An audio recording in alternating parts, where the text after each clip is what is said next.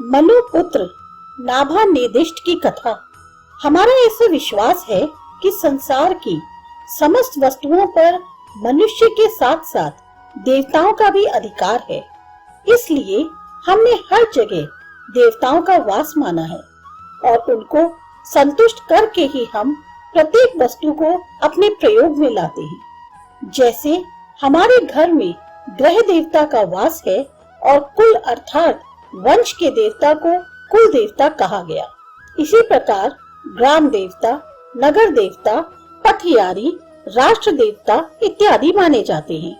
जब कभी किसी धार्मिक यात्रा पर जाते हैं तो नगर के बाहर आज भी पथियारी बनी हुई है, जिनका पूजन करके तब आगे बढ़ते हैं। इसी प्रकार अग्निदेव को देवताओं का मुख माना गया। यज्ञ द्वारा अग्नि को भेंट करके हमने माना कि वह वस्तु सूक्ष्म रूप धारण करके देवताओं को प्राप्त हो जाती है।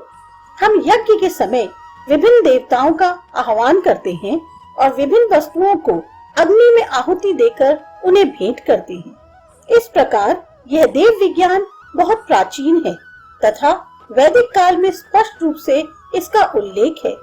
ऋग्वेद संहिता के दशम मंडल में इससे संबंधित एक सुंदर कथा है। महाराज मनु के अनेक पुत्रों में से एक का नाम नाभानेदिष्ट था। वह एक गुरुकुल में के पास रहकर शिक्षा ग्रहण कर रहे थे। उस समय वे किशोरावस्था में थे, जिसे उस समय ब्रह्मचर्य आश्रम कहा जाता था और जो लगभग 25 वर्ष की आयु तक रहता था। इस समय बालक अपने अपने वर्ण के अनुसार शिक्षा ग्रहण करते थे। नाभानादिष्ट उस समय वेदों के अध्ययन में रत थे। इस समय उन्हें पता लगा कि पिता ने अपनी सारी संपत्ति उनके अन्य भाइयों में बांट दी है तथा उन्हें कोई भी हिस्सा नहीं दिया है। उन्हें इस बात का बड़ा दुख हुआ और वे गुरुकुल छोड़कर पिता के पास पहुंच गए तथा उनसे पूछा, आपने अपनी सारी संपत्ति मेरे सभी भाइयों में बांट दी, मुझे आपने उसमें से हिस्सा क्यों नहीं दिया? क्या आप मुझे इस योग्य नहीं समझते? पिता बोले, यदि मैंने तुम्हें संपत्ति में से हिस्सा नहीं दिया तो कोई चिंता की बात नहीं है। तुम इससे भी ऊंची और इससे भी अधिक संपत्ति के अधिकारी हो। देखो, आंगिरस ऋषि स्वर्ण की इच्छा से सोम यज्ञ कर रहे हैं। यह यज्ञ 12 दिन तक चलता है। 6 दिन यज्ञ वे पूरा कर चुके हैं। शेष 6 दिन का यज्ञ कैसे करें, यह उनकी समझ में नहीं आ रहा है।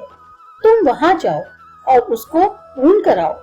उस यज्ञ को पूर्ण कराने के बदले में वे तुम्हें बहुत सा धन तथा 1000 गौएं दक्षिणा के रूप में देंगे। नाभानेदिष्ट ने तब पिता से सोम यज्ञ के विषय में अपनी अज्ञानता बताते हुए उनसे शेष यज्ञ कराने की विधि पूछी। पिता ने सहर्ष उसे सब कुछ बताया, जिसे अच्छी तरह समझकर वह आंगिरस ऋषियों के द्वारा किए जाने वाले यज्ञ में सम्मिलित होने के लिए चल दिया। वहाँ नाभानेदिष्ट ने वही स्थिति पाई जो पिता ने बताई थी।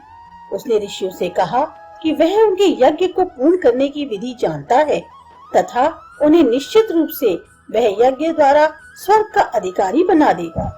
ऋषिगण बहुत प्रसन्न हुए और यज्ञ पुनः नाभानेदिष्ट की अध्यक्षता में प्रारंभ हो गया।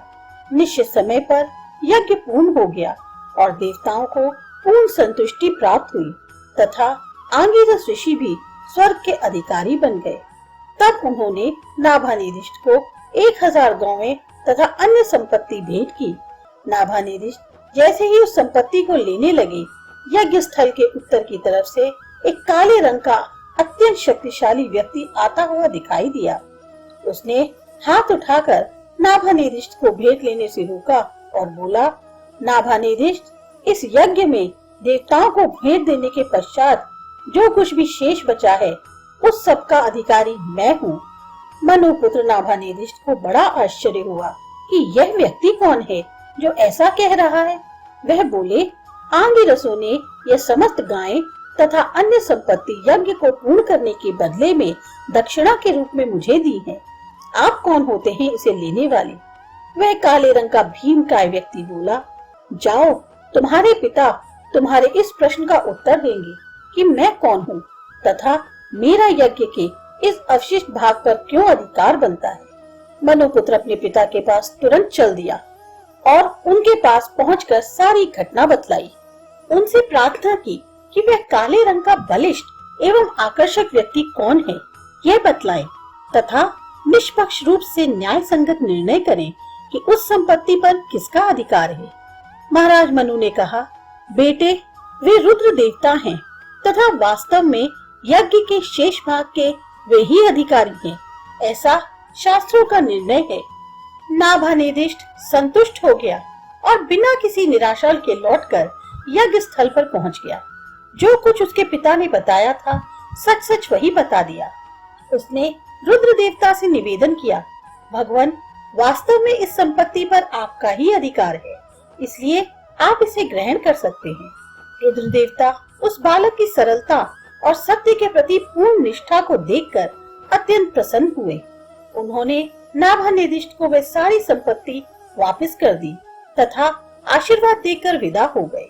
वैदिक काल में ऋषियों ने देवताओं के विषय में पूरी जानकारी प्राप्त कर ली थी, अतः वे उन्हें प्रसन्न करके अपने मनोरथों को पूर्ण करने तथा विभिन्न प्रकार की शक्तियां प्राप्त करने की चेष्टा करते थे।